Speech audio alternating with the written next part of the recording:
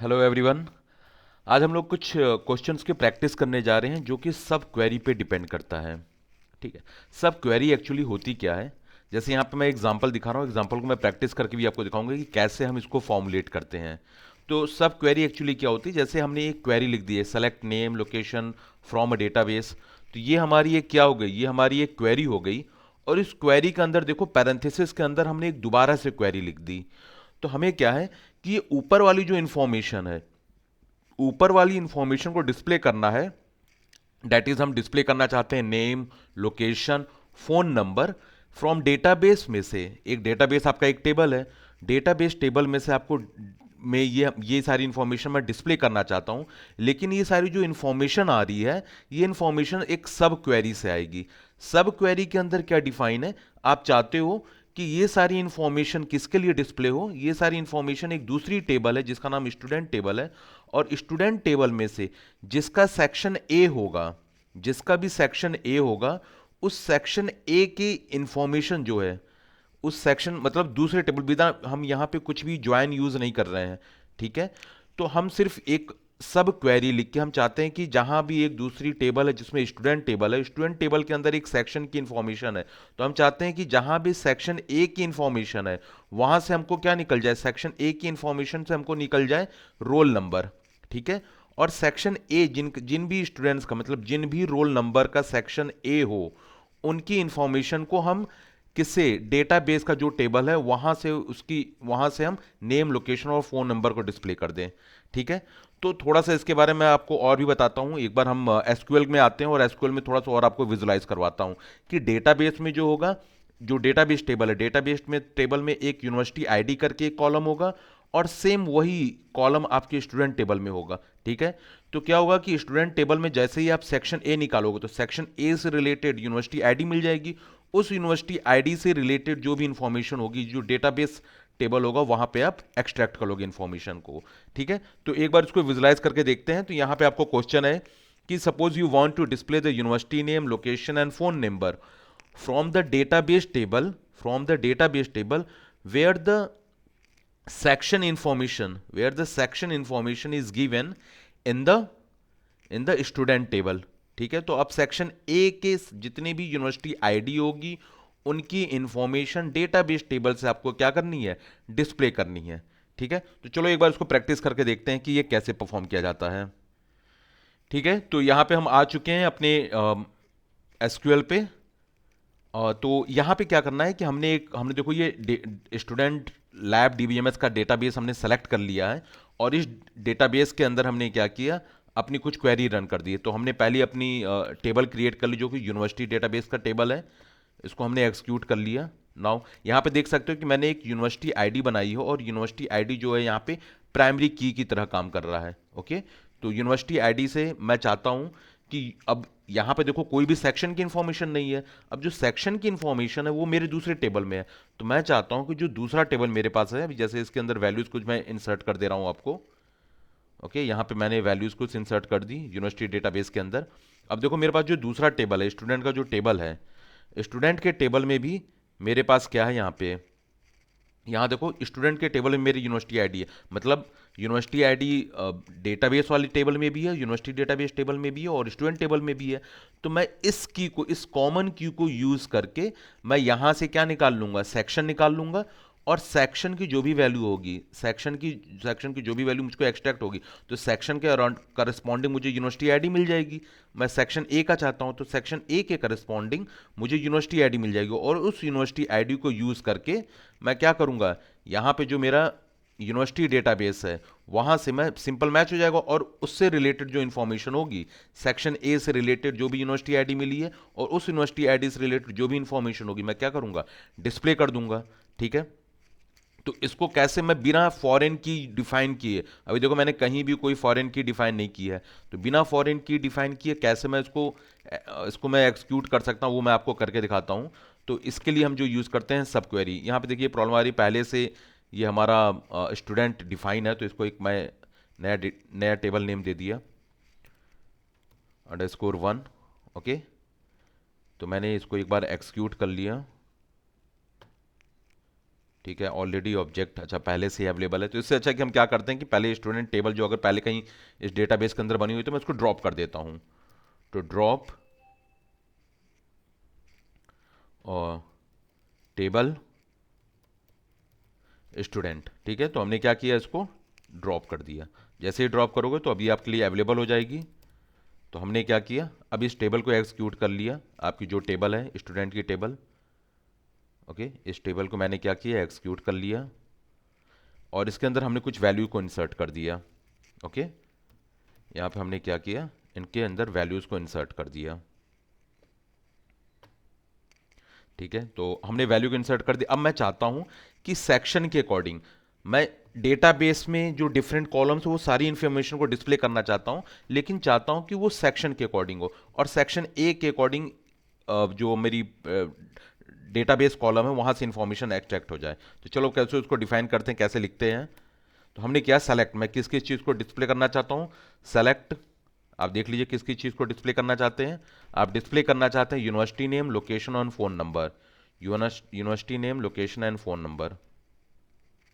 ठीक है, तो university name, university name, location, phone number. ठीक है, ये कहाँ डेटाबेस में, फ्रॉम, किस डेटाबेस में, आप एक बार देख लीजिए। ये आपका university name, location and phone number किस डेटाबेस में, यूनिवर्सिटी डेटाबेस में है। तो हमने इसको कर दिया फ्रॉम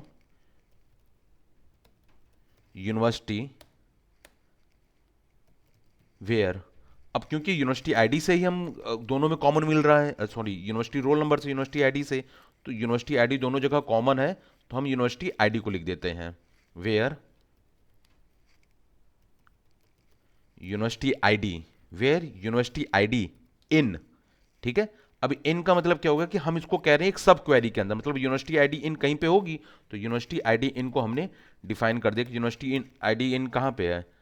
और देखो जब कभी भी हम सब क्वेरी डिपेंड, जब कभी भी आप सब क्वेरी अगर रन कर रहे हो, तो जहां भी आपने वेयर के बाद जो आपने ये कॉलम अपने डिफाइन किया है, यूनिवर्सिटी आईडी जो कॉलम डिफाइन किया है, उसको नेक्स्ट सब क्वेरी में लिखते हैं। तो आपने लिखा select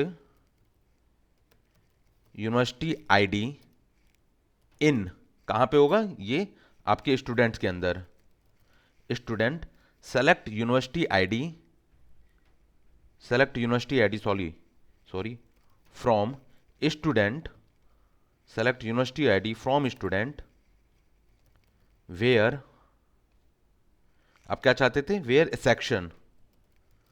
section is equal to, section को देखिए आपने कैसे डिफाइन, ए, तो सेक्शन क्योंकि वेयर कह रहे हैं तो आपने डिसाइड कर दिया इसको।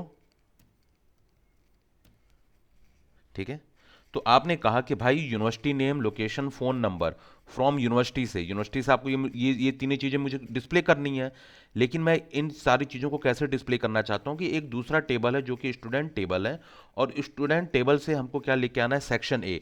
तो सेक्शन ए जहाँ जहाँ भी होगा, सेक्शन ए जहाँ जहाँ भी होगा उसकी यूनिवर्सिटी आईडी हमको मिल जाएगी। ओके, और उस यूनिवर्सिटी आईडी से करस्पॉन्डिंग यहाँ वैल्यू आपकी मिल जाएगी, और उसको हम क्या करेंगे, इस यूनिवर्सिटी जो टेबल के अंदर है उसके करस्पॉन्डिंग उस यूनिवर्सिटी आईडी जहाँ जहाँ पे सेक्शन ए था, तो उसकी इंफॉर्मेशन को हमने क्या करेंगे, डिस्प्ले कर देंगे।